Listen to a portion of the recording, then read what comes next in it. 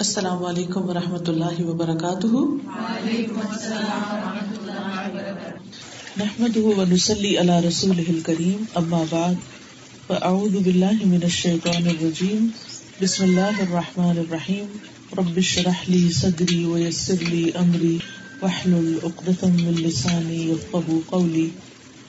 عزیز بہنوں، ہم سب اس دنیا میں آئے ہیں اور ایک دن واپس جانا ہے، اور جب واپس جانا ہے تو اس زندگی میں جو کچھ کیا ہے اسے اپنے سامنے پائیں گے۔ یوم یتذکر الانسان ما سعی، اس دن انسان یاد کرے گا کہ اس نے کیا دوڑ دھوپ کی تھی، کیا کوشش کی تھی، کس چیز میں وقت لگایا تھا۔ تو اس لیے بہت ضروری ہے کہ ہم سب سوچ سمجھ کر زندگی بسر کریں اور اپنے وقت کو بہت عقل مندی کے ساتھ استعمال کریں، کیونکہ کل کا دن یقینی دن ہے، اس سے کوئی بھی فرار نہیں، ہم میں سے کوئی بھی نہیں بھاگ سکتا۔ کوئی یہ کہے میں مرنا نہیں چاہتا تو اس کی ایک نہیں سنی جائے گی، کوئی کہے میں مر کے قبر میں نہیں جانا چاہتا تو اس کی کوئی ایک نہیں سنتا، چاہے وہ کتنا ہی روئے، کتنا ہی چیخے پکارے، لیکن آخری انجام وہی ہے۔ کوئی یہ کہے کہ مرنے کے بعد جب میں خاک ہو جاؤں تو دوبارہ نہ اٹھایا جاؤں تو یہ بھی نہیں سنا جائے گا۔ کوئی اگر یہ کہے کہ پھر اٹھا کر میرا حساب نہ لیا جائے تو یہ بھی نہیں سنا جائے گا۔ یہ سب کچھ تو ہونا ہی ہونا۔ ہماری مرضی صرف اس زندگی میں ہے کہ جس میں ہم اپنی منمانی کرتے رہتے ہیں، لیکن جب ایک دفعہ یہ زندگی ہاتھ سے نکل گئی تو اس کے بعد ہماری کوئی اپنی مرضی نہ رہے گی۔ اس لیے جب تک ہمیں اپنی مرضی کرنے کا موقع ملا ہوا ہے تو اس کے لیے ہم پوری کوشش کریں کہ ہم اس کو اللہ کی مرضی کے تابع کر دیں، اپنی زندگی کو اللہ کی مرضی کے مطابق گزاریں، تاکہ کل پھر اللہ سبحانہ و تعالی ہم سے راضی ہو کر ہمیں راضی کر دیں۔ اس کے لیے ضروری ہے کہ ہم صحیح علم حاصل کریں، قرآن و سنت کا علم۔ قرآن مجید پڑھنے کے ساتھ ساتھ نبی صلی اللہ علیہ وسلم نے جس طریقے پر قرآن مجید کی وضاحت کی ہے اور جو کچھ احادیث میں موجود ہے اس کو سمجھنا بھی بہت ضروری ہے۔ تو آج میں آپ کے سامنے رسول اللہ صلی اللہ علیہ وسلم کی ایک حدیث جسے ترمذی نے روایت کیا ہے بیان کروں گی۔ آئیے اس حدیث کو سنتے ہیں، پھر اس کا ترجمہ سنیں گے۔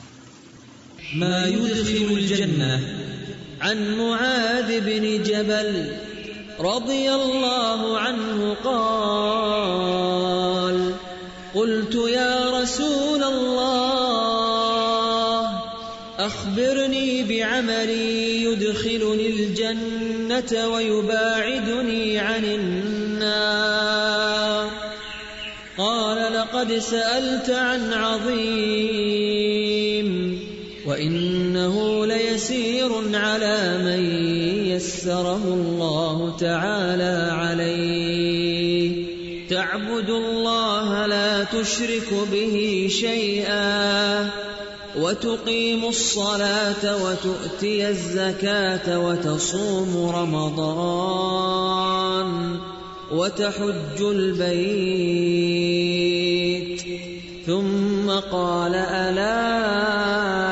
أدلك على أبواب الخير الصوم جنة والصدقة تطفئ الخطيئة كما يطفئ الماء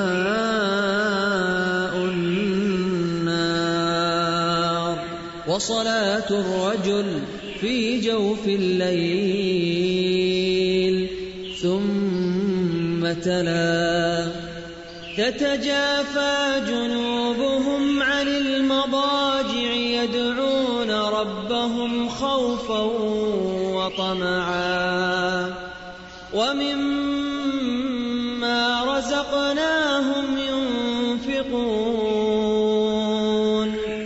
فلا تعلم نفس ما أخفي لهم من قرة أعين جزاء بما كانوا يعملون ثم قال ألا أخبرك برأس الأمر وعموده وذروة سنامه قلت بلى يا رسول الله قال رأس الأمر الإسلام وعموده الصلاة وذروة سنامه الجهاد ثم قال ألا أخبرك بملاك ذلك كله فقلت بلى يا رسول الله فأخذ بلسانه وقال كف عليك هذا قلت يا نبي الله وإنا لمؤاخذون بما نتكلم به فقال ثكلتك أمك وهل يكب الناس في النار على وجوههم أو قال على مناخرهم إلا حصائد ألسنتهم. معاذ بن جبل رضی اللہ عنہ سے روایت ہے کہ میں نے عرض کیا یا رسول اللہ صلی اللہ علیہ وسلم مجھے ایسا عمل بتائیے جو مجھے جنت میں داخل کر دے اور جہنم سے دور کر دے. آپ نے فرمایا تم نے ایک بہت بڑی بات پوچھی ہے، البتہ جس کے لیے اللہ آسان فرما دے اس کے لیے آسان ہے، اور وہ یہ ہے کہ تم صرف اللہ ہی کی عبادت کرو، اس کے ساتھ کسی کو شریک نہ ٹھہراؤ، نماز قائم کرو، زکوٰۃ دو، رمضان کے روزے رکھو اور بیت اللہ کا حج کرو. پھر فرمایا کیا میں تمہیں خیر کے دروازے نہ بتاؤں؟ روزہ ڈھال ہے، صدقہ گناہوں کو اس طرح ختم کر دیتا ہے جیسے پانی آگ کو، اور انسان کا آدھی رات کو نماز پڑھنا. پھر آپ نے یہ آیت پڑھی تتجافی جنوبہم عن المضاجع آخر تک. پھر آپ نے فرمایا کیا میں تمہیں دین کی بنیاد، اس کا ستون اور اس کے کوہان کی بلندی کے بارے میں نہ بتاؤں؟ میں نے کہا یا رسول اللہ کیوں نہیں؟ فرمایا اس دین کی بنیاد اسلام ہے، یعنی فرما برداری، تابعداری. اس کا ستون نماز ہے، اس کے کوہان کی بلندی جہاد ہے. پھر فرمایا کیا میں تمہیں ان چیزوں کا مجموعہ نہ بتاؤں؟ میں نے عرض کیا کیوں نہیں یا رسول اللہ صلی اللہ علیہ وسلم. آپ نے اپنی زبان مبارک پکڑی اور فرمایا اسے اپنے اوپر روک رکھو. میں نے عرض کیا اللہ کے نبی کیا گفتگو کے بارے میں بھی ہماری پکڑ ہوگی؟ یعنی جو باتیں ہم زبان سے کہتے ہیں ان پر بھی پوچھ ہوگی. آپ نے فرمایا تمہاری ماں تم پر روئے، کیا لوگوں کو دوزخ میں منہ یا نتنوں کے بل یعنی ناک کے بل زبان کے علاوہ بھی کوئی چیز گراتی؟ نبی صلی اللہ علیہ وسلم نے یہ تعلیم حضرت معاذ بن جبل کو تبوک سے واپسی پر دی تھی. تو اس سے یہ پتہ چلتا ہے کہ اللہ کے رسول صلی اللہ علیہ وسلم سکھانے کا کوئی موقع بھی ہاتھ سے جانے نہیں دیتے تھے، اور خصوصاً جب کسی کے اندر طلب ہوتی تھی، کیونکہ یہاں حضرت معاذ خود نبی صلی اللہ علیہ وسلم کو اکیلے پا کر ان سے سوال کرتے ہیں کہ مجھے کوئی ایسا عمل بتا دے کہ میں جنت میں چلا جاؤں. ان کا ہم اور غم اور فکر یہی تھی، کیونکہ وہ عقل مند لوگ تھے. انہیں معلوم تھا کہ دنیا میں جو کچھ ہے تو بہت جلد ہاتھ سے جانے والا ہے، اور اصل وہ ہے جو آخرت کے لیے ذخیرہ ہو. پھر آپ دیکھیے کہ صحابہ کرام کو جو کچھ وہ پوچھتے تھے وہ اس میں سنجیدہ ہوتے تھے اور وہ عمل بھی کرنا چاہتے تھے. ایسے نہیں تھا کہ سوال برائے سوال اور سوال برائے بحث اور سوال برائے ایسے ہی وقت گزارنے کے یا ٹائم پاس کرنے کے، بلکہ وہ ایسے سوال کرتے تھے جن سے واقعی ان کو کچھ ملے تو فائدہ بھی ہو. اس میں نبی صلی اللہ علیہ وسلم نے جو جواب دیا تو اسے فرمایا تم نے تو بہت بڑی بات پوچھی، ویری گڈ کوشچن، بہت عظیم کام کے بارے میں تم نے سوال کیا ہے. اور یہ حقیقی زندگی یہی ہے کہ انسان جنت میں داخل ہو جائے، جہنم سے دور ہو جائے، اور اصل کامیابی بھی یہی ہے. اگر دنیا میں کسی کے پاس قارون کا خزانہ ہے لیکن اگر انجام بھی قارون جیسا ہے تو اس خزانے کا کچھ بھی فائدہ نہیں. پھر اوور آل بھی ہم دیکھتے ہیں کہ صحابہ چونکہ دنیا کو بھی جانتے تھے اور آخرت کو بھی جانتے تھے، اس لیے ان کی پریفرنس آخرت تھی، ان کی پرائرٹی آخرت تھی. ہم نے دنیا کے بارے میں تو بہت کچھ جان لیا ہے کہ کہاں کہاں کس چیز میں فائدہ ہے، لیکن آخرت کے بارے میں نہیں جانتے.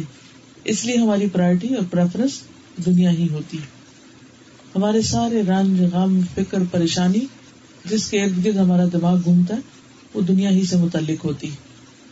پھر آپ دیکھیے کہ رسول اللہ صلی اللہ علیہ وسلم نے جو ان کو بتایا، اس سے پہلے ان کو بتایا کہ سوال بڑا ہے بڑی بات تم نے پوچھی ہے، لیکن مشکل نہیں، اس کے لیے بہت آسان ہے جس کے لیے اللہ اس کو آسان کر دے.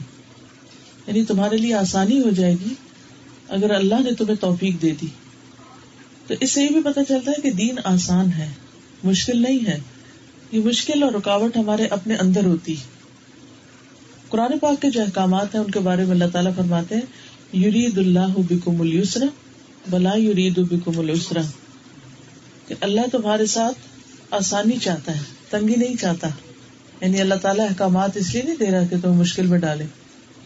لیکن کیا بات ہے کہ ہم میں سے بہت سے لوگ دین پر عمل کرنے کو مشکل سمجھتے ہیں، حالانکہ دنیا کے کئی کام اس سے بھی کہیں زیادہ مشکل ہوتے ہیں اور ان میں ان کا بہت دل لگتا ہے، وہ مشکلیں آسان لگتی ہیں.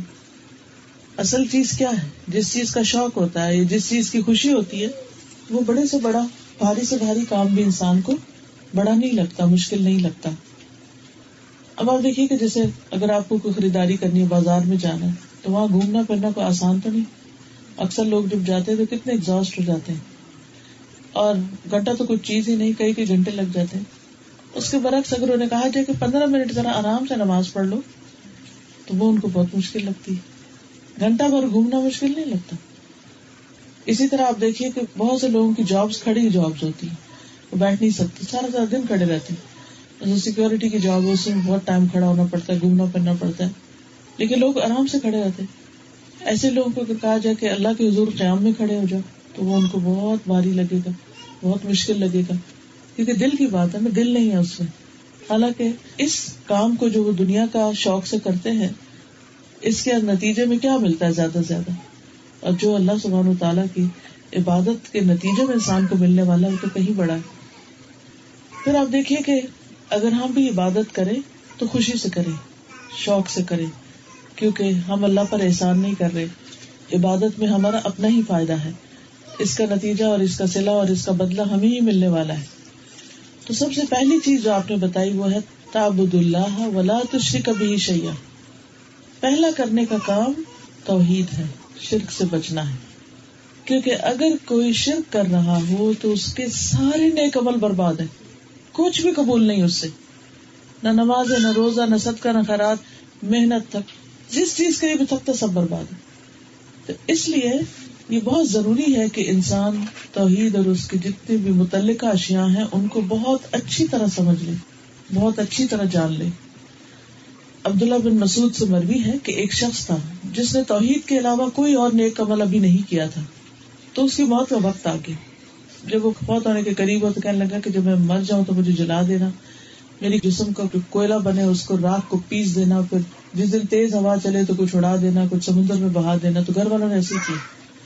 تو جو ہی انہوں نے کیا تو اللہ سبحانہ تعالیٰ نے فرشتوں کو حکم دیا، پانی کے فرشتوں کو اور ہوا کے فرشتوں کو، کہ اس کے جسم کو ذرہ ذرہ نکالنا ہے. لا کر انہوں نے سمیٹ کے رکھ دیا اور اللہ سبحانہ تعالیٰ نے اسے اٹھا کھڑا کیا. وہ تو اس کے بغیر بھی اٹھا سکتا ہے، لیکن بہرحال ایک پروسیجر ہے. تو اس پر اللہ سبحانہ تعالیٰ نے اس سے پوچھا کہ اس کام پر تمہیں کس چیز نے مجبور کیا؟ تو اس نے کہا اللہ تعالیٰ آپ کے خوف میں آپ کے حساب سے ڈرتا. اس پر اللہ تعالیٰ نے اس کی بخشش فرمائی.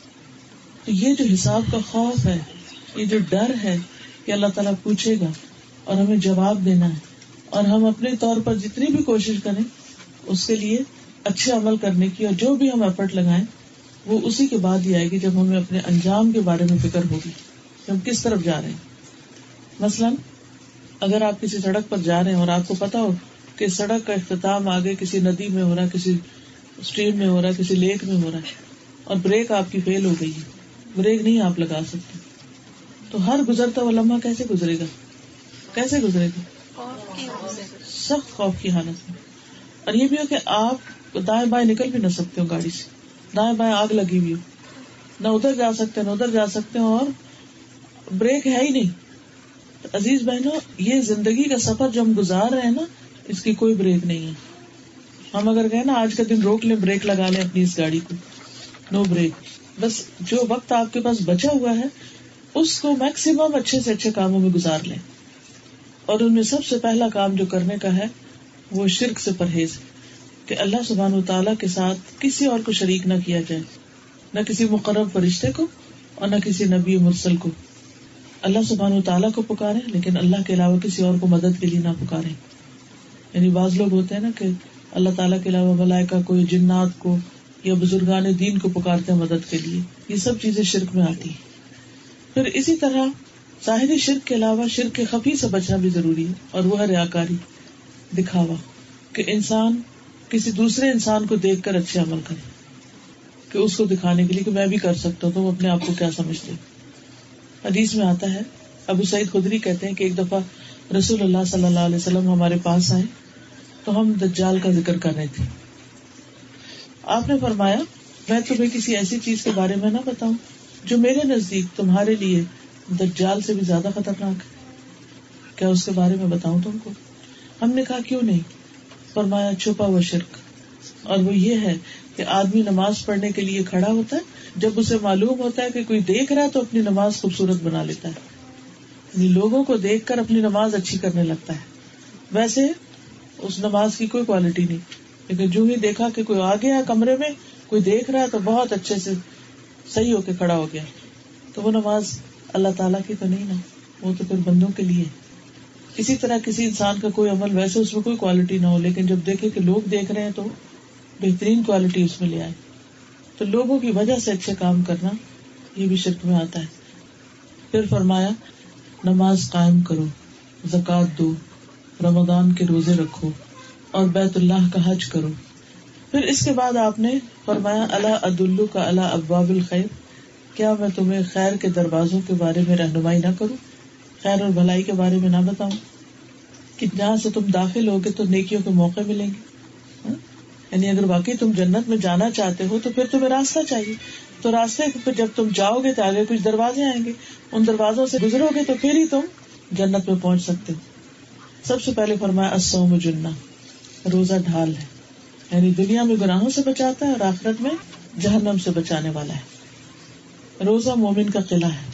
نبی صلی اللہ علیہ وسلم نے فرمایا روزہ ڈھال ہے اور مومن کے قلعوں میں سے ایک قلعہ ہے. قلعہ کیا ہوتا ہے, فورٹ کیا ہوتا ہے, کہ جس کے اندر انسان جا کر دشمن سے بچ جاتا ہے. تو رمضان میں جب خاص طور پر روزے آتے ہیں تو اس کے دشمنوں کو بگا دیا جاتا ہے اور انسان کو محفوظ کر لیا جاتا ہے. پھر اسی طرح یہ ڈھال جو ہے یہ قبر میں بھی ہے, کہ جب انسان کو دفن کیا جاتا ہے تو جب مردے کو دفنا کے جا رہے ہوتے ہیں تو جو مردہ ہے اس کی روح واپس لوٹا دی جاتی ہے, تو وہ سننے لگتا ہے, اور وہ اس وقت سن رہا ہوتا ہے جوتوں کی آہٹ تک, یعنی زمین کی جو دھم دھم ہوتی ہے وہ بھی سن رہا ہوتا ہے. تو مردے کو جب دفن کر کے واپس جاتے ہیں تو مردے کی روح واپس لوٹائی جاتی ہے اس کے اندر. اور اس طرح جب وہ جا رہے ہوتے ہیں تو اس کے بعد حساب کتاب شروع ہوتا ہے. اب جو یہ منکر نکیر آ رہے ہوتے ہیں تو میت کے سرہانے کی طرف نماز آ جاتی, سو پروٹیکٹ کر لیتی, روزہ دائیں طرف آ جاتا ہے, زکوٰۃ بائیں طرف آ جاتی, اور دوسرے نیک کام صدقہ خیرات نیکیاں وغیرہ جو لوگوں کے ساتھ بھلائیاں کی تھی سب پاؤں کی طرف آ جاتی, اور وہ چاروں طرف سے پروٹیکٹڈ ہوتا ہے. تو اس کے پاس جب سرہانے کی طرف سے کوئی چیز آتی ہے تو نماز کہتی ہے ادھر سے رستہ نہیں, دائیں طرف آتا ہے تو روزہ کہتا ہے ادھر سے نہیں آ سکتا, بائیں طرف آتا تو زکوٰۃ روک لیتی, پاؤں کی طرف سے آتا ہے تو باقی نیک اعمال اور نیکیاں روک دیتی. اس لیے کتنا ضروری ہے کہ انسان ایسے کام کرے کہ جس سے اس کی مختلف تکلیفوں سے پروٹیکشن ہو. پھر اسی طرح قیامت کے دن بھی روزہ سفارش کرے گا کہ یار میں نے اسے کھانے اور خواہشات پوری کرنے سے روکا رکھا, تو اس کے بارے میں میری سفارش قبول فرمائے. پھر یہ کہ جہنم سے ڈھال ہے روزہ. رسول اللہ صلی اللہ علیہ وسلم نے فرمایا جس نے اللہ کی راہ میں ایک دن کا روزہ رکھا, یعنی اللہ کی خاطر, اللہ تعالیٰ اس کے اور دوزخ کے درمیان ایسی خندق بنا دیتا ہے, ایسی ڈچ جیسے کہ زمین اور آسمان کے درمیان فاصلہ ہے, یعنی جہنم کو اسے اتنا دور کر دیتا ہے. پھر اس کے بعد خاص طور پر صدقے کا ذکر کیا گیا. وَالصَّدَقَةُ تُطْفِئُ الْخَطِيئَةَ كَمَا يُطْفِئُ الْمَاءُ النَّارَ, صدقہ گناہوں کو مٹا دیتا ہے جیسے پانی آگ کو مٹاتا ہے. یعنی کہیں آگ لگ جائے تو ہم کیا کرتے ہیں, فوراً پانی ڈالتے ہیں تاکہ آگ بجھ جائے. اور ہر طرح کا صدقہ جو وہ گناہوں کو مٹاتا ہے. حدیث میں آتا ہے صدقہ کرنے والوں کی قبروں سے حرارت بجھاتا ہے, یعنی قبر کے عذاب سے نجات دیتا ہے. قیامت کے دن مومن اپنے صدقے کے سائے کے نیچے ہوگا, یعنی جو کچھ اس نے دوسروں کے ساتھ بلائیاں کی ہوں گی مال جان کے ساتھ, وہ اس کے لیے ایک امبریلا کی طرح بن جائیں گی. اور وہاں پریشانی سے بچ جائے گا. پھر اسی طرح رات کی نماز کی بات ہوئی، یعنی عشاء اور فجر کے بیچ کی جو نماز ہے. آج کل تو راتیں بہت چھوٹی ہیں، شاید موقع نہ ملتا ہو آپ کو، لیکن سردیوں میں یہاں کتنی لمبی راتیں ہوتی ہیں. انسان اپنی پوری نیند لے لے اور اس کے بعد بھی اٹھ جائے تو تہجد کے لیے اٹھ سکتا ہے. لیکن اصل بات ہے نیت، ارادہ اور اس کی اہمیت. قرآن مجید میں اللہ تعالیٰ فرماتے ہیں ان کے پہلو بستروں سے جدا رہتے ہیں، وہ اپنے رب کو ڈرتے ہوئے اور امید کے ساتھ پکارتے ہیں، اور ہم نے انہیں جو کچھ دیا ہے اس میں سے خرچ کرتے ہیں. بس کوئی نہیں جانتا ان کے لیے آنکھوں کی ٹھنڈک میں سے کیا کچھ چھپا کر رکھا گیا ہے اس عمل کی جزا کے لیے جو وہ کیا کرتے تھے. اور پھر آپ صلی اللہ علیہ وسلم نے یہ جو آیت ہے یہ پڑھی اور لوگوں کو بتائی کہ کوئی نہیں جانتا ان کی آنکھوں کی ٹھنڈک کے کیسے کیسے سامان ہیں. کتنی راحتیں ہیں ایسے لوگوں کے لیے جو رات کو اٹھ کر نماز پڑھتے ہیں. فرض نماز کے بعد سب سے زیادہ فضیلت والی نماز جو ہے وہ رات کی نماز ہے. ایسی نماز جس کی نیت کر کے سونے پہ بھی اجر مل جاتا ہے. یعنی اگر آپ نے تہجد کی نیت کی اور اٹھ نہیں سکے تو بھی آپ کو اجر ملے گا. یا آپ کی تڑپ ہے، دعا ہے، یا اللہ مجھے توفیق دے، مجھے شوق ہے میں کر سکوں، تو اس پر بھی انشاءاللہ اجر مل جائے گا. رسول اللہ صلی اللہ علیہ وسلم نے فرمایا رات کا قیام لازم پکڑو، وہ تم سے پہلے کے نیک لوگوں کا طریقہ ہے اور تمہارے رب کے قرب کا ذریعہ، برائیوں کا کفارہ اور گناہوں سے رکاوٹ ہے، پھر سلامتی سے جنت میں داخل ہونے کا ذریعہ. ایسے لوگوں کے لیے جنت میں بالا خانے ہیں، خوبصورت گھر ہیں جن کے اندر سے باہر اور باہر سے اندر نظر آتا ہے. پھر اس کے بعد نبی صلی اللہ علیہ وسلم نے فرمایا کیا میں تمہیں نہ خبر دوں برأس الامر کہ اس دین کی اصل بنیاد کیا ہے، وہ عمود ہی و ذروت سنامی ہی، اور اس کی بلندی ہائٹ اور اس کی کوہان کی بلندی کیا ہے. فرمایا رأس الامر الاسلام، کہ اس معاملے کا، اس کام کا جو مرکزی نقطہ ہے وہ اسلام ہے، جس کام کے لیے انسان کو پیدا کیا گیا، کہ انسان ظاہری طور پر اور اندرونی طور پر اللہ سبحانہ وتعالیٰ کے لیے سرنڈر کر دے، اللہ تعالیٰ کے احکامات کے آگے جھک جائے. اور دین اسلام کو اللہ کا پسندیدہ دین قرار دیا گیا. اور ہم سب سے کیا کہا گیا، یا ایھا الذین آمنوا ادخلوا فی السلم کافۃ، اے لوگ جو ایمان لائے ہو دین میں پورے کے پورے داخل ہو جاؤ. ولا تتبعوا خطوات الشیطان، اور شیطان کے قدموں کی پیروی نہ کرو. شیطان کی بات نہیں مانو، اللہ کی بات مانو. اور حقیقت یہ کہ اسلام انسان کو سلامتی دینے کے لیے، جیسے نبی صلی اللہ علیہ وسلم نے فرمایا اسلموا تسلموا، اسلام لے آؤ تو تم سلامت رہو گے اور پچھلے سارے گناہ بھی معاف ہو جائے گی. یعنی جو شخص مسلمان ہوتا ہے وہ ایسے ہو جاتا ہے جیسے اس کی ماں نے اسے اسی دن جنم دیا ہو. پھر یہ ہے کہ اسلام کی کچھ نشانیاں ہیں، علامتیں ہیں، اور وہ کیا ہے، نماز، روزہ، حج، زکوٰۃ وغیرہ قائم کرنا، کثرت سے سلام کرنا اور دوسروں کو کھانا کھلانا، اور پھر اپنے ہاتھ پاؤں سے دوسروں کو محفوظ رکھنا. نبی صلی اللہ علیہ وسلم سے پوچھا گیا رسول اللہ صلی اللہ علیہ وسلم سب سے افضل اسلام کون سا ہے؟ فرمایا جس کی زبان اور ہاتھ سے دوسرے محفوظ رہے. پھر کھانا کھلانا اور سلام عام کرنا، ہر شخص کو سلام کرنا، جس کو انسان پہچانتا ہو اور جس کو نہ پہچانتا ہو. پھر اگر انسان ساری زندگی اللہ کی اطاعت پر قائم رہے اور اسی میں اس کا بڑھاپا آ جائے تو اس پر بھی بڑا آ جائے. نبی صلی اللہ علیہ وسلم نے فرمایا جس کسی مسلمان کے سر کے بال جیسے حالت اسلام میں سفید ہو جائے تو قیامت کے دن یہ اس کے لیے نور کا باعث ہو. ایک اور روایت میں آتا ہے اس کے ہر بال کے عوض ایک نیکی لکھی جاتی ہے اور ایک گناہ دور کیا جاتا ہے. پھر فرمایا وعمودہ الصلاۃ، اس کا ستون نماز ہے.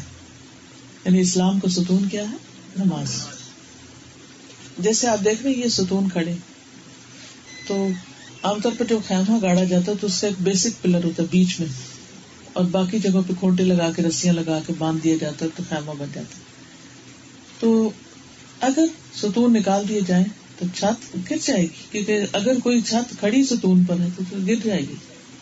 اسی طرح جس کی نماز نہیں اس کا دین ختم، چھت گر گئی. تو اس لیے ہر حال میں انسان کو نماز کی پابندی کرنا لازم ہے. حدیث میں آتا ہے آپ نے فرمایا انسان اور اس کے کفر اور شرک کے درمیان فرق نماز چھوڑنا ہے.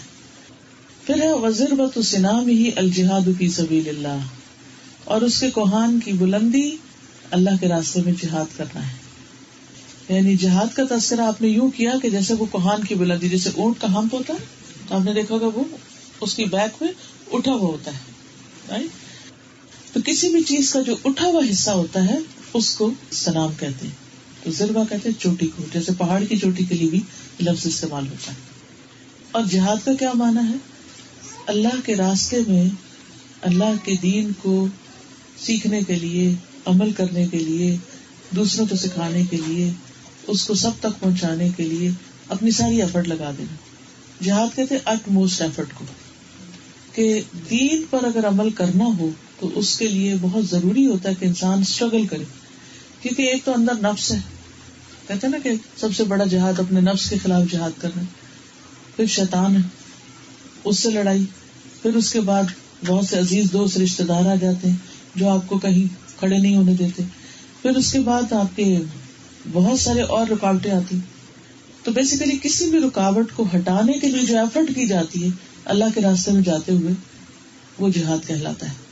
اس میں ایک سٹیپ قتال بھی آتا ہے کہ جب اس رکاوٹ کو دور کرتے کرتے کرتے کرتے بعض اوقات ایسی سچویشن آ جاتی ہے جیسے نبی صلی اللہ علیہ وسلم کے زمانے میں کہ مشرکین مکہ کسی حال میں ان کو اسلام پر عمل نہیں کرنے دے رہے تھے. کوئی نماز پڑھتا تھا تو اس کی پٹائی ہوتی، کوئی قرآن پڑھتا تو اس کو مار مار کے بے ہوش کر دیا جاتا. اب تو آپ اللہ کا شکر کریں کہ اتنی مذہبی آزادی ہے، آپ جتنا چاہیں بیٹھ کے دن بھر قرآن پڑھیں، مسجدیں بنائیں، مسجدیں آباد کریں، آپ کو الٹا سپورٹ ملتی ہے، کوئی کچھ کہنے والا نہیں. لیکن ایک وقت تھا کہ مسلمان مدینہ سے چل کر آگے تھے لیکن ان کو مکہ میں انٹر ہی نہیں ہونے دیا گیا تھا. ایسی ایسی رکاوٹیں تھی. اور پھر مکہ سے کفار اٹھ کے مدینہ چلے جاتے اور جا کے ان کو ختم کرنے کی فکر کرتے. تو اس وقت ان کو اپنی جان اور مال اور ہر چیز کے ساتھ ان دشمنوں کے ساتھ مقابلہ کرنا پڑا. لیکن عام زندگی میں جنگ کا ایسا موقع نہیں ہوتا تو یہ نہیں کہ جہاد ہوتا ہی نہیں. ہر شخص کے اوپر کسی نہ کسی درجے میں لازم ہے کہ وہ ایفرٹ لگائے، اسٹرگل کرے. مثلاً قرآن مجید میں آتا ہے سورۃ الفرقان میں وجاہدہم بہ جہادا کبیرا، کہ جہاد کرو اس قرآن کے ساتھ جہاد کبیر. اب قرآن کے ساتھ جہاد کیا ہوگا؟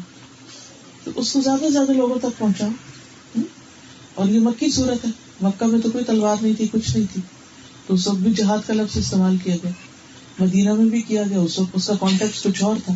تو ہر دور میں ہر سچویشن میں کانٹیکٹ الگ ہوتا ہے. تو انسان کے لیے دین کیا سکھاتا ہے کہ لیزی ہو کے نہیں بیٹھ جانا، بلکہ کچھ نہ کچھ اسٹرگل جاری رکھنی نیکی کے کاموں کے لیے. تو جب بھی نیکی کرنے کے لیے، نیکی پھیلانے کے لیے آپ کو ایفرٹ لگاتے ہیں جان سے، مال سے، وقت سے، تو سب جہاد شمار ہوتا ہے کہ اس سے دین کو بلندی حاصل ہوتی ہے. پھر فرمایا کہ کیا میں تمہیں ان سب چیزوں کی اصل نہ بتاؤں؟ یعنی کوئی ایسی چیز بتاؤں جس سے تم ان سب چیزوں کے مالک ہو جاؤ کہ جو بھی نیکیاں کرو پھر تمہیں فائدہ دے. اور وہ کیا ہے؟ آپ صلی اللہ علیہ وسلم نے زبان کو پکڑا اور فرمایا کف علیک ھذا، اس کو روک کر رکھو. تو حضرت معاذ کو بڑی حیرت ہوئی کہ اچھا زبانی باتوں پر بھی پکڑ ہوگی. آپ نے فرمایا ثقلت قومک، تمہاری ماں تجھے روئی. یعنی اصل میں ابھارنا اور ترغیب دلانا مقصود ہوتا ہے کہ تم کیا سمجھتے. پھر آپ نے فرمایا کہ وَهَلْ يَكُبُّ النَّاسَ فِي النَّارِ عَلَى وُجُوهِهِمْ، یا کہا عَلَى مَنَاخِرِهِمْ إِلَّا حَصَائِدُ أَلْسِنَتِهِمْ، کہ لوگوں کو منہ کے بل یا ناک کے بل جہنم میں کیا زبانوں کے علاوہ بھی کوئی چیز گراتی.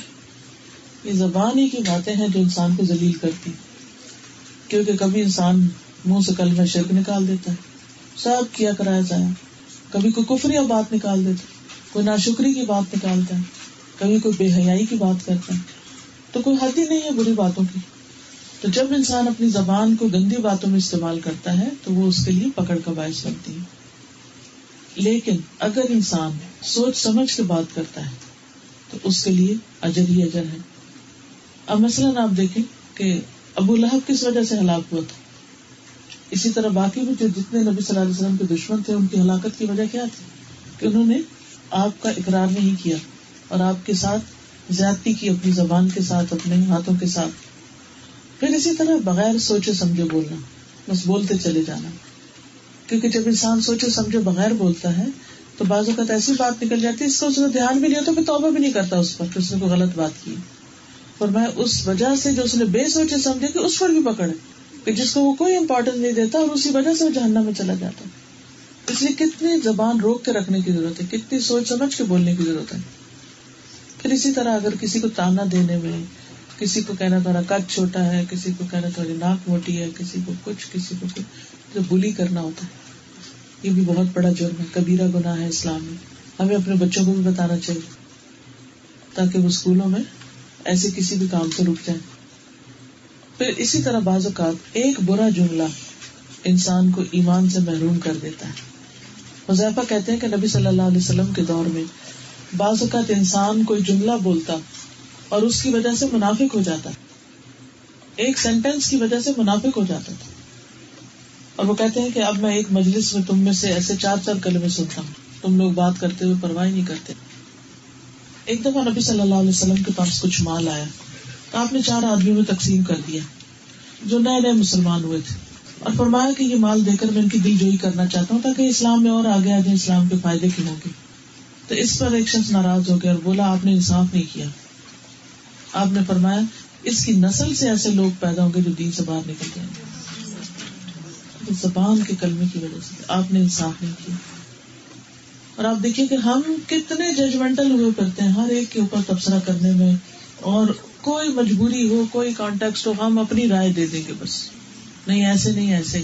حالانکہ بعض اوقات ہماری رائے ٹوٹلی غلط ہو سکتی. بہت سے لوگ بالکل بغیر سوچے سمجھے باتیں کر رہے ہیں, دوسروں کے بارے میں پہلے بدگمانی کی, پھر اس کے بارے میں کوئی اپنے پاس سے رائے قائم کر لی, اور پھر جو دل میں آیا اس کے اوپر تبصرے کی, اور ڈرتے نہیں اللہ سے. ایک اور روایت میں بھی آتا ہے کہ ایک آدمی نے کہا اللہ کی قسم اللہ فلاں آدمی کی مغفرت نہیں کرے گا, اللہ فلاں کو نہیں بخشے گا. کئی لوگ تو دوسروں کو مذاق میں بھی یا ویسے ہی کہہ دیتے تجھے نہیں اللہ بخشے گا, نعوذ باللہ. تو اللہ تعالیٰ نے فرمایا یہ کون آدمی ہے جو میرے بارے میں قسم کھا رہا ہے کہ اللہ فلاں آدمی کی بخشش نہیں کرے گا, میں نے اس کو تو بخش دیا اور تیرے سارے اعمال ضائع کر دیے. تو یہ ایک جملہ, یہ بھی ججمنٹل ہونا ہے کہ آپ کو کس نے ججمنٹ کا اختیار دیا ہے. تو ایک برا عمل انسان کے سارے اعمال ضائع کر سکتے ہیں. آپ صلی اللہ علیہ وسلم نے فرمایا جس نے یہ کہا کہ لوگ ہلاک ہو گئے وہ خود ان سب سے زیادہ ہلاک ہونے والا ہے. آپ کو کوئی حق نہیں کہ کسی کو ہلاکت میں ڈالیں, کیونکہ دل تو اللہ کے ہاتھ ہے, جب کسی کا چاہے پھیر دے. ہم یہ نہیں کہہ سکتے فلاں کو تو اللہ نے ہدایت ہی نہیں دینی, نہ کبھی بھی نہیں. اللہ ہے جسے چاہے ہدایت دے, ہم کون ہیں. تو کسی سے بھی ہوپ لیس نہ ہو, اچھا گمان رکھے, کیونکہ جب ہم منفی باتیں کرتے ہیں نا اور ہوپ لیس ہو جاتے ہیں تو پھر دوسرے بھی کہتے ہیں اچھا بس ٹھیک ہے. پھر اسی طرح بعض اوقات بری باتوں کی وجہ سے نعمتیں چھن جاتی ہیں. اب زبیر بیان کرتے ہیں کہ ان میں اور ایک انصاری میں جو بدر کی لڑائی میں بھی شریک تھے, مدینہ کی پتھریلی زمین کی نالی کے بارے میں جھگڑا ہو گیا. وہ اپنا مقدمہ لے کر رسول اللہ صلی اللہ علیہ وسلم کی خدمت میں گئے تو دونوں لوگ اس نالے سے اپنے باغ سیراب کرتے تھے. آپ نے فرمایا زبیر پہلے تم سیراب کرو پھر اپنے پڑوسی کو کرنے دو. تو سر اس کو غصہ آ گیا, کہا آپ نے اس لیے کہا نا کہ آپ کی پھوپھی کے بیٹے ہیں, ان کو اس لیے پہلے کیا. تو آپ کے چہرے کا رنگ بدل گیا. آپ نے فرمایا زبیر تم سیراب کرو اور اپنے پانی کو اپنے باغ میں اتنی دیر آنے دو کہ وہ دیوار تک چڑھ جائے. اس مرتبہ رسول اللہ صلی اللہ علیہ وسلم نے زبیر رضی اللہ عنہ کو ان کا پورا حق عطا فرمایا. اس سے پہلے آپ نے ایسا فیصلہ کیا جس میں دونوں کی رعایت تھی, لیکن جب انصاری نے آپ کو غصہ دلایا تو آپ نے زبیر کو واضح فیصلے کے مطابق پورا حق دیا. یعنی وہ ان کا حق بنتا تھا, ایسا نہیں کہ زیادتی کی, لیکن پہلے جو اس کو ملنے والا تھا جو یعنی کہ ایک طرح سے کمپنسیٹ ہی کیا جا رہا تھا, کہا کچھ بھی نہیں تمہارے لیے, جاؤ. تو کئی دفعہ انسان اپنی زبان سے ایسی باتیں نکالتا ہے. مثلا ایک بوڑھا شخص تھا, اس کو بخار ہو گیا تو نبی صلی اللہ علیہ وسلم نے اسے فرمایا کہ کوئی بات نہیں, ٹھیک ہو جاؤ گی, لا باس طہور انشاءاللہ. اس نے کہا تمہیں کیا پتا, یہ تو ایسا بخار ہے جو بوڑھے کو قبر میں لے کے اترے گا. تو آپ نے فرمایا اگر ایسا تو ایسا ہی صحیح, اور باقی وہ بخار اسے لے مرا. تو کئی دفعہ کوئی اگر ہمیں نصیحت کرنے لگا تو ہم کہتے ہیں اپنے پاس ہی رکھو, ہمیں نہیں چاہیے تمہاری بات, پتہ نہیں وہ کتنی کام کی بات ہو. اسی طرح اور بھی کئی چیزیں ہوتی ہیں کہ ہم دوسروں کے بارے میں ججمنٹل ہو جاتے ہیں. تو بنیادی طور پر یہ حدیث بہت ہی خوبصورت حدیث ہے جس میں ہمیں دین کا ایک جامع نقشہ نظر آتا ہے, جس میں عبادات بھی ہیں, اخلاق معاملات بھی ہیں, آخرت کی باتیں بھی ہیں, اور پھر خاص طور پر ساری چیزوں میں سے ٹاپ پر زبان کا صحیح استعمال کیونکہ جس طرح شرک اعمال برباد کر دیتا ہے، اسی طرح انسان کی زبان کا، اپنے اندر کی زبان کا غلط استعمال انسان کے اعمال کو برباد کر دیتا ہے. تو اس حدیث سے پتہ چلتا ہے کہ ایک تو صحابہ کرام کے سوال بہت اچھے تھے، دوسرے یہ کہ ان کو آخرت کی بہت فکر ہوتی تھی، تیسرے یہ ہے کہ وہ نیکیوں میں بڑے حریص تھے، نیک کام کرنے کے طریقے پوچھتے رہتے تھے. پھر یہ ہے کہ یہ یاد رکھنا چاہیے کہ جتنی بھی ہمیں طریقے معلوم ہو، عمل اسی وقت ہوتا ہے جب اللہ توفیق دیتا ہے. تو اسی لیے آپ نے فرمایا کہ یہ آسان ہے جب اللہ آسان کر دے. پھر اسلام کے 5 ارکان جن میں رسالت بھی شامل ہے، عبادت بھی، اس کا ذکر کیا گیا. پھر نبی صلی اللہ علیہ وسلم کی عادت تھی کہ جب کسی چیز کو ذکر کرتے تو جواب میں تھوڑا سا کچھ اضافہ بھی واضح کر دیتے جو دوسرے نے پوچھا نہیں ہوتا. تو یہاں بھی اس نے جو پوچھا اس میں مزید چیزوں کا بھی آپ نے اضافہ کیا. پھر یہ آپ کی سخاوت تھی، ایک طرح سے علمی سخاوت. پھر اسی طرح یہ ہے کہ روزہ ڈھال ہے، اور جس کا روزہ ڈھال نہیں بنتا وہ روزہ پھر روزہ نہیں، وہ آخرت میں اس طرح فائدہ نہیں دے گا، کیونکہ اگر چھلنی کی طرح سوراخ ہو جائے روزے میں تو پھر وہ کیا کنٹین کرے گی. پھر صدقے کی ترغیب دی گئی کہ اگر انسان چاہتا ہے اس کی ساری غلطیاں صاف ہو جائیں، اللہ تعالیٰ معاف کر دے، تو انسان خوب صدقہ کرے. اور صدقے میں مختلف لوگوں کی عادت مختلف ہوتی. کچھ لوگ وہ ہوتے ہیں کہ جہاں جہاں جو ضرورت ہو فوراً کرتے چلے جاتے، دیر نہیں کرتے، انتظار نہیں کرتے. کچھ لوگ ہوتے ہیں جمع کرتے رہتے ہیں، اور اگر اللہ توفیق دے پھر اکٹھے ہی خرچ کرتے ہیں، اور بعض اوقات ان کی نیت بدل جاتی ہے تو اس کو اپنے بھی خرچ کر لیتے ہیں، کیونکہ دل جو ہے نا وہ ایک حال میں نہیں رہتا. تو نیکی کا خیال ہے تو بس کر ڈالو. بہت سے لوگ کہتے رہتے ہیں ہم بڑے گناہ گار ہیں، تو یہ بار بار کہنے کی بجائے صدقہ کر دینا چاہیے. نبی صلی اللہ علیہ وسلم نے فرمایا 7 آدمی ایسے ہیں جنہیں اللہ تعالیٰ قیامت کے دن اپنے سائے میں جگہ دے گا، جبکہ اس کے سائے کے سوا کوئی سایہ نہ ہوگا. وہ شخص جس نے اتنا پوشیدہ صدقہ کیا کہ اس کے بائیں ہاتھ کو بھی پتہ نہ چلا کہ دائیں نے کیا دیا، یہ بالکل چھپ کے دیتا ہے. اور پھر یہ ہے کہ اس حدیث سے یہ بھی پتہ چلتا ہے کہ نبی صلی اللہ علیہ وسلم اپنی بات سمجھانے کے لیے قرآن سے بھی دلیل لیتے تھے. اسی لیے تہجد کی بات کی تو قرآن کی آیت پڑھ کر سنائی. پھر اسی طرح جب آپ نے آیت پڑھ کے سنائی بیچ حدیث کے تو تعوذ نہیں پڑھا. اس یہ قاعدہ بھی پتہ چلتا ہے کہ اگر بات کرتے کرتے کوئی آیت کوٹ کرے تو اعوذ باللہ پڑھ کے نہیں ضرورت شروع کرنے کی، جو شروع کی اعوذ باللہ وہی کافی ہو جائے گی. پھر اسی طرح قیام اللیل کی ترغیب دی گئی ہے اس میں، اور اس کو بہترین عمل بتایا گیا. نماز دین کا ستون ہے، اسی لیے بعض علماء نے یہ کہا کہ جو نماز نہیں پڑھتا اس کو کوئی دین ہی نہیں. پھر ان سب کا خلاصہ کیا؟ سارے نیک اعمال کا زبان کو روک لینا، کیونکہ خطرناک آلہ ہے انسان کے اندر، جس سے فائدہ بھی بہت ہو سکتا ہے اور نقصان بھی بہت ہو سکتا ہے. اور پھر یہ ہے کہ قول اور فعل میں تضاد نہیں ہونا چاہیے کہ انسان جو کہے وہ پھر کر کے بھی دکھائے. پھر اسی طرح یہ کہ صحابہ کرام جو تھے وہ اپنے اندر کوئی اشکال نہیں رکھتے تھے، کنفیوژن نہیں چھوڑتے تھے. جس چیز کے اوپر عمل کرنا ہوتا تھا اس کے بارے میں واضح علم حاصل کر لیتے تھے. ہمیں بعض اوقات بہت سے مسائل کا نہیں پتا ہوتا، نماز کے اندر کئی چیزیں نہیں پتا، لیکن ہم شرم کے مارے کسی سے بھی نہیں پوچھتے اور اس طرح جہالت میں زندگی بسر کرتے رہتے ہیں. تو اس کا حل کیا ہے؟ جو نہیں آتا اس کے بارے میں پوچھ لیا جائے، ایٹ لیسٹ فرائض کو صحیح طور پر ادا کیا جائے. پھر یہ ہے کہ جب ہم نبی صلی اللہ علیہ وسلم سے کوئی حدیث روایت کریں یا بیان کریں تو اس کو صحیح طور پر ایز اٹ از بیان کریں، اپنے پاس سے اس کے مانے مطلب نہ نکالیں. اللہ تعالیٰ ہمیں عمل کی توفیق عطا فرمائے. آخر دعوانا ان الحمد للہ رب العالمین. سبحانک اللہم و بحمدک اشہد ان لا الہ الا انت استغفرک و اتوب الیک. السلام علیکم و رحمۃ اللہ وبرکاتہ.